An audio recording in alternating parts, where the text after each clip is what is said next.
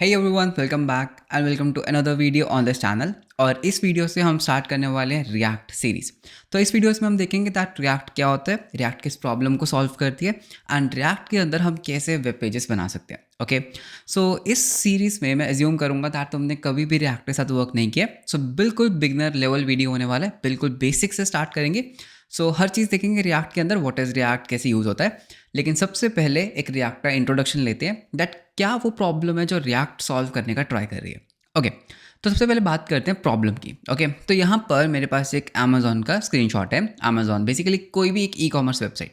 Okay, तो इस particular page पे यू कैन सी दैट हमने यहाँ पर एक जस्ट एक सिंपल सर्च किया फ़ोन। तो इस पेज पे तुम्हें क्या प्रॉब्लम नज़र आ रही है। ओके, तो अगर तुम एक फ्रंट एंड डेवलपर हो, ठीक है, so if you are a front end developer, तो यहाँ पर सबसे बड़ी प्रॉब्लम जो मुझे फेस करनी पड़ेगी दैट इज़ कि इस पर्टिकुलर पेज के ऊपर ना बहुत सारे मूविंग पार्ट्स हैं। करेक्ट, बहुत सारे बटन्स हैं।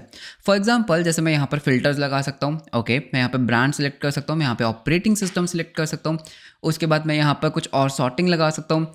फिर उसके बाद क्या है, मेरे पास यहाँ पर एक कार्ट काउंट है। लाइक फॉर एग्जांपल अगर कोई भी यूज़र किसी चीज़ को कार्ट में ऐड करता है, सो बेसिकली यहाँ पर ना बहुत सारे मूविंग पार्ट्स है, बहुत सारे एलिमेंट्स है स्क्रीन के ऊपर एंड उनको सिंक में रखना मेरा काम है।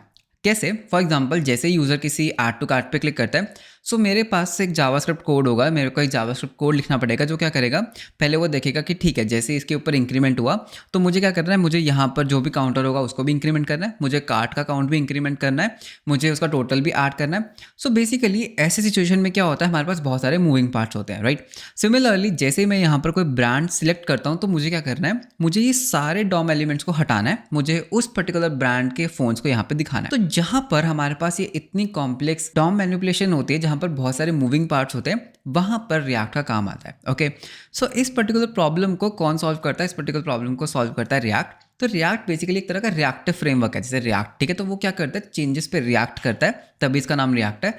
तो रिएक्ट में क्या होता है, फॉर एग्जांपल अगर मैंने जैसे यहाँ पर फॉर एग्जांपल वीवो पे क्लिक किया तो रिएक्ट देखेगी, ठीक है, तुमने यहाँ पर वीवो पे क्लिक किया मतलब यहाँ पर कुछ चेंज हुआ, पूरे पेज को ऑटोमेटिकली वो रिफ्रेश कर देगी। Okay, so this is the beauty of React. So इसका बेसिकली सोल्यूशन क्या आता है, रिएक्ट। तो रिएक्ट में क्या होता है, जितने भी तुम्हारे कॉम्प्लेक्स वेब पेजेस होते हैं हम उसको रिएक्ट में बनाते हैं, सो दैट अगर यूज़र किसी भी पर्टिकुलर चीज़ के साथ इंटरैक्ट करे, लाइक फॉर एग्जांपल यहाँ पर इंटरैक्ट किया, मैंने यहाँ पर इंटरैक्ट किया, तो रिएक्ट क्या करती है, जैसे कुछ चीज़ चेंज होती है वो पूरे वेब पेज को हमारे लिए रिफ्रेश कर देती है, लेकिन यूज़र को पता नहीं लगता क्या रिफ्रेश हुआ। ओके, सो बेसिकली वो वर्चुअल डॉम का एक कंसेप्ट होता है, आने वाली वीडियोस में देखेंगे। सो रिएक्ट बेसिकली इसका नाम रिएक्ट क्यों है, बिकॉज ये चेंजेस पे रिएक्ट करती है, तो हमें मैनुअली डॉम मैनिपुलेशन नहीं करना पड़ता। तो हम क्लाइंट साइड पे डॉम मैनिपुलेशन रिएक्ट को सौंप देते हैं कि यार रिएक्ट देखो ये एक चीज़ चेंज की, मतलब यूज़र ने लेट से कि यहाँ पर कुछ भी चेंजेस किए या फिर यहाँ पर कार्ट पे कुछ भी चेंजेस किए, रिएक्ट ऑटोमेटिकली उन चेंजेस को देखती है एंड ऑटोमेटिकली हमारे पेज पे फ्रेश डेटा रेंडर कर देती है। सो this is basically react. Okay, तो रिएक्ट में, ठीक है, तो अभी इस वीडियो में हम रिएक्ट को इंस्टॉल करेंगे, एक इंट्रोडक्शन लेंगे, लेकिन एक चीज़ है जो हमेशा हमेशा हमेशा हमें याद रखनी है। Okay, that react, in React everything is a component, ठीक है। तो रिएक्ट में ना हर एक चीज़ कॉम्पोनेंट होती है। सो बेसिकली कॉम्पोनेंट क्या होता है, फॉर एग्जाम्पल क्या मैं कह सकता हूँ दैट ये जो एक कार्ड है ये एक कॉम्पोनेंट है, ठीक है, ये एक कस्टमर रिव्यू का ये एक कॉम्पोनेंट है, ये एक ब्रांड के कॉम्पोनेंट है। सो बेसिकली रिएक्ट क्या करते हैं ना, तुम्हें कॉम्पोनेंट्स देते हैं। रिएक्ट में हम कॉम्पोनेंट्स बना सकते हैं, हमारे पास प्री बिल्ट कॉम्पोनेंट्स भी होते हैं, तो बस हमें क्या करना होता है, उन कॉम्पोनेंट्स को सही जगह पर रेंडर करना होता है। सो बेसिकली रिएक्ट में क्या होता है, हर एक चीज़ एक कंपोनेंट होती है। फॉर एग्जांपल यहाँ पे ये नाव बार क्या है, एक कंपोनेंट, यहाँ पर ये कार्ट क्या है, एक कंपोनेंट। तो हम क्या करते हैं, हमारे पास बहुत सारे कंपोनेंट्स होते हैं, हम उनको स्क्रीन पे रेंडर करते हैं, हम उनकी पोजीशंस को चेंज कर सकते हैं एंड ये कंपोनेंट्स जैसे ही कोई डेटा स्क्रीन पे चेंज होता है अपने आप को री रेंडर कर लेते हैं या फिर फ्रेश डेटा के साथ स्क्रीन पर दोबारा से रेंडर हो जाते हैं। सो रिएक्ट में हर एक चीज़ क्या होती है, हर एक चीज़ एक कंपोनेंट होती है, ठीक है। सो ये तो था एक बहुत ही छोटा सा इंट्रोडक्शन कि रिएक्ट होता क्या है। अब एक बार रिएक्ट की वेबसाइट पे चलते हैं। सो रिएक्ट की ऑफिशियल वेबसाइट react.dev। सो ये वेबसाइट काफ़ी ज़्यादा अपडेट हो चुकी है, पहले काफ़ी ओल्ड स्कूल लुकिंग टाइप की वेबसाइट थी, लेकिन to be honest React team ने बहुत ज़्यादा एफर्ट लगाया है इस पर्टिकुलर वेबसाइट के ऊपर। So hats off to the React team. तो सबसे पहले हमें क्या करना है, हमें सबसे पहले रिएक्ट को इंस्टॉल करना है। तो इस वीडियो में हम रिएक्ट को इंस्टॉल करेंगे, सेटअप करेंगे। ओके, तो सबसे पहले चीज़, अगर तुम्हें रिएक्ट के साथ वर्क करना है तो तुम्हारे पास Node.js इंस्टॉल होनी चाहिए। ओके, Node.js क्यों इंस्टॉल होनी चाहिए, बिकॉज हमें npm npx का यूज़ करना है, ठीक है। सो डोंट वरी, मतलब बस तुम्हें क्या करना है, तुम्हें Node.js को इंस्टॉल कर लेना है नोड जेएस को इंस्टॉल करना बहुत ईजी है, just go to the node.js.org website और यहाँ पे LTS वर्जन के ऊपर क्लिक करके लॉन्ग टर्म सपोर्ट को इंस्टॉल कर लेना है। अब यहाँ पर एक बहुत इंपॉर्टेंट चीज़, ये पर्टिकुलर रिएक्ट सीरीज जो है ना, ये बेसिकली एक कॉन्टिन्यूएशन है मेरी नोड जेएस सीरीज़ का।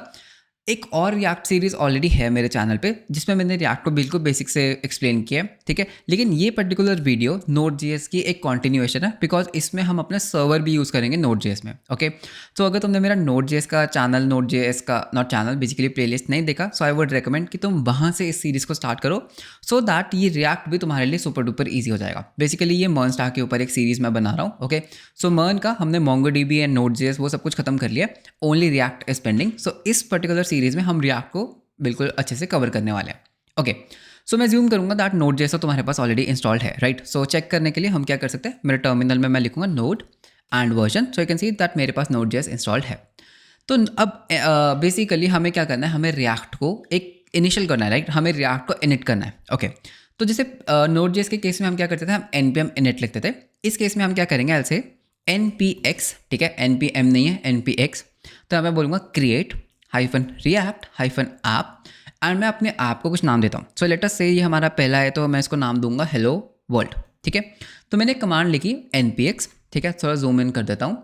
सो npx, ठीक है, create React app hello world, enter करूँगा, देखना क्या होगा। जैसे मैं एंटर करूँगा ये क्या करेगा, ऑटोमेटिकली जितनी भी डिपेंडेंसीज है वो इंस्टॉल कर देगा और एक बेसिक बॉयलर प्लेट कोड मेरे इस मशीन के अंदर क्लोन कर देगा। तो ये थोड़ा सा टाइम ले सकता है, तो थोड़ा सा वेट करते हैं। तो मेरा इंस्टॉलेशन कंप्लीट हो चुका है। तो जैसे ही हमारा इंस्टॉलेशन कंप्लीट हुआ, यहाँ पे एक हेलो वर्ल्ड का फोल्डर बना। हेलो वर्ल्ड का फोल्डर क्यों बना, बिकॉज मैंने क्या बोला था रिएक्ट को, that create React app hello world. तो उसने क्या किया, इस पर्टिकुलर डायरेक्टरी के अंदर मेरे लिए एक फोल्डर बना दिया हेलो वर्ल्ड करके, एंड इसके अंदर कुछ कोड है, उसको पहले देखते हैं, ठीक है। तो ये मेरा बेसिकली एक एम्प्टी रिएक्ट प्रोजेक्ट है। सो मैं इसको भी क्या करूँगा, यहाँ पर मैं अपने कमांड लिखूँगा cd, उसके बाद हेलो वर्ल्ड, और मैं यहाँ पे बोलूँगा कोड डॉट। जैसे कोड डॉट लिखता हूँ तो क्या होगा, ये पर्टिकुलर प्रोजेक्ट मेरे VS कोड के अंदर ओपन हो जाएगा, राइट। तो ये मेरा VS कोड है। तो यहाँ पर अगर तुम ध्यान से नोटिस करोगे तो यहाँ पर रिएक्ट ने क्या किया, उस क्रिएट रिएक्ट ऐप ने क्या किया, कुछ फाइल्स बना दी मेरे लिए, है ना। तो यहाँ पे नोड मॉड्यूल्स हमें पता है क्या होता है, एक पब्लिक फोल्डर बना दिया, एक SRC फोल्डर बना दिया, राइट। एंड ये हमारी पैकेज.json है एंड काफ़ी भरी सी है, एंड इसके अंदर काफ़ी सारी डिपेंडेंसीज भी उसने इंस्टॉल कर दी, like React DOM, React scripts, web vitals. So बहुत सारी उसने स्क्रिप्ट्स भी हमारे लिए लिख दी, लाइक स्टार्ट स्क्रिप्ट है, बिल्ड स्क्रिप्ट है, टेस्ट है, इजेक्ट है। सो बेसिकली जो हमने वो कमांड लाइन लिखा था, राइट, तो वो कमांड क्या थी, npx create React app hello world.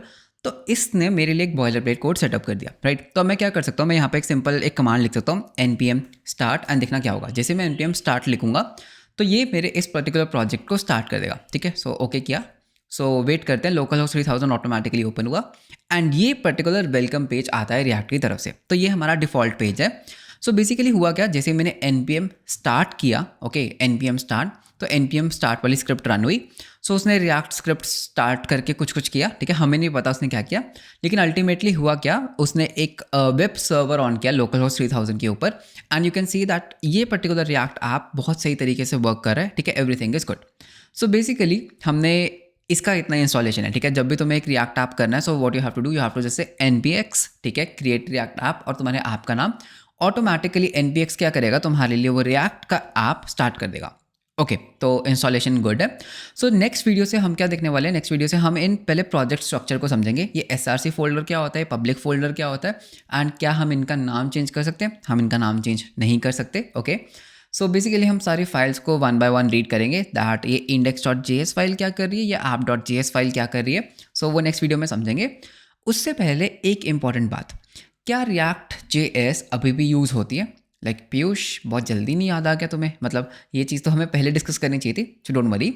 React.js बहुत ज़्यादा यूज़ होती है, ठीक है। आज के टाइम में जो भी नया एप्लीकेशन बनता है वेब के ऊपर, सो 99% ऑफ द टाइम्स वो React पे ही बनता है। सो हाई एंड डिमांड टेक्नोलॉजी है, लेकिन रिएक्ट डायरेक्टली यूज़ नहीं होती, ओके। तो इसका क्या मतलब, देखो जो रिएक्ट है ना वो डायरेक्टली यूज़ नहीं होती, बिकॉज रिएक्ट के अंदर कुछ फीचर्स हैं, कुछ चीज़ें हैं जो आउट ऑफ द बॉक्स नहीं मिलती। सो रिएक्ट के ऊपर बहुत सारे फ्रेमवर्क्स अवेलेबल है। फॉर एग्जांपल पहला फ्रेमवर्क है Next.js, ओके। सो Next.js बेसिकली क्या है, एक फुल स्टैक रिएक्ट का फ्रेमवर्क है। सो React.js आज के टाइम में डायरेक्टली यूज़ होती है ये तो मैं नहीं कहूँगा, कर सकते हो, इसमें कोई प्रॉब्लम नहीं है। मैंने बहुत सारे प्रोजेक्ट्स बनाए हैं जिसमें मैंने डायरेक्टली रिएक्ट का यूज़ किया है, लेकिन अगर तुम एक सही में प्रोडक्शन ग्रेड एप्लीकेशन बना रहे हो तो बहुत सारे फ्रेमवर्क्स हैं, जैसे Next.js है, ठीक है, रीमिक्स है, गैट्सबी है। गैट्सबी पहले काफ़ी यूज़ होता था। सो बेसिकली रीमिक्स है जो अभी काफ़ी पॉपुलर है, Next.js is the most popular one. तो ये फ्रेमवर्क्स यूज़ होते हैं, इंटरनली वो रिएक्ट ही यूज़ करते हैं, तुम जो कोड करते हो वो रिएक्ट में ही करते हो। सो अगर तुम्हें Next.js के साथ काम करना है, रीमिक्स के साथ काम करना है, रिएक्ट आनी चाहिए, बिकॉज कोर कंसेप्ट्स जो है वो चेंज नहीं होते। बट या मतलब ये मैं मेंशन करना चाहता था दैट रिएक्ट डायरेक्टली यूज़ होती है, ये तो मैं नहीं कहूँगा मतलब, लेकिन Next.js एंड रीमिक्स के साथ यूज़ होती है बहुत ज़्यादा। ओके, सो इस पर्टिकुलर वीडियो सीरीज़ के बाद हम Next.js भी करेंगे, डोंट वरी, ठीक है। सो पहले रिएक्ट को करेंगे, फिर हम एक फ्रेमवर्क को चूज़ करेंगे एंड फिर उस फ्रेमवर्क को देखेंगे, फिर देखेंगे रिएक्ट में ऐसी कौन सी चीज़ है जो रिएक्ट हमें आउट ऑफ द बॉक्स नहीं दे रही, लेकिन हमें ये Next.js या रीमिक्स देती है। सिमिलरली रिएक्ट का एक और बेनिफिट क्या है, लाइक तुम एक्सपो भी यूज़ कर सकते हो। तो एक्सपो क्या करता है, तुम रिएक्ट को यूज़ करके मोबाइल एंड iOS एप्लीकेशन भी बना सकते हो। सो बेसिकली मैंने कोड लिखा, ठीक है। तो अगर तुम यहाँ पर ध्यान से देखोगे पैकेज.json के अंदर, तो यहाँ पर हमारे पास एक पैकेज था रिएक्ट डॉम। सो डॉम का मतलब क्या होता है, डॉक्यूमेंट ऑब्जेक्ट मॉडल। तो रिएक्ट डॉम क्या करता है, हमारे रिएक्ट एप्लीकेशन को हमारे ब्राउज़र पे रन करता है। सिमिलरली मैं क्या कर सकता हूँ, मैं एक्सपो यूज़ कर सकता हूँ, मैं अपने रिएक्ट ऐप को मैं एक मोबाइल एप्लीकेशन में भी कन्वर्ट कर सकता हूँ। जैसे फॉर एग्जांपल एक एंड्रॉइड भी बना सकता हूँ एंड एक iOS भी बना सकता हूँ। सो उसके लिए we use something known as React Native, ठीक है। तो रिएक्ट नेटिव करके एक लाइब्रेरी आता है, लेकिन कोर कंसेप्ट सेम है, रिएक्ट हर जगह यूज़ होता है। सो रिएक्ट बहुत ही एडवांस, बहुत ही पॉपुलर फ्रेमवर्क है या फिर लाइब्रेरी है, ठीक है। तो ये अभी भी डिबेटेबल टॉपिक है कि ये लाइब्रेरी है या फिर एक फ्रेमवर्क। सो यस, रिएक्ट एक बहुत ही डिमांडेड टॉपिक है, ठीक है। एवरीवन यूजेस रिएक्ट एंड आज के टाइम में if you want to become a full stack developer तो रिएक्ट तो तुम्हें आना ही चाहिए। सो रिएक्ट एक बहुत ही हाई एंड डिमांड लाइब्रेरी या फिर फ्रेमवर्क है आज के टाइम के लिए। Okay, so this was an introduction on React. So I hope कि हमें रिएक्ट के ऊपर एक छोटा छोटा आइडिया लग गया होगा। तो हम डॉक्यूमेंटेशन को पढ़ते जाएंगे, हम कोड करते जाएंगे, ठीक है। बहुत चीज़ें हम बनाएंगे इस ट्यूटोरियल सीरीज में। So I hope that initial setup हो गया होगा तुम्हारा npx create React app and npm start करते ही हमारा जो रिएक्ट ऐप है, हमारा जो बॉयलरप्लेट कोड है वो रन कर जाता है। सो this was the introduction on React. So react को रिएक्ट क्यों कहा जाता है, आई hope that you know that. So video अच्छा लगा तो लाइक एंड सब्सक्राइब जरूर करना, बिकॉज मैंने देखा है यार बहुत लोग सब्सक्राइब नहीं करते। So please hit the subscribe button अगर तुम्हें मेरी वीडियोस अच्छी लगती हैं। सो मिलते हैं आपको नेक्स्ट वीडियो में। Until then bye bye, take care.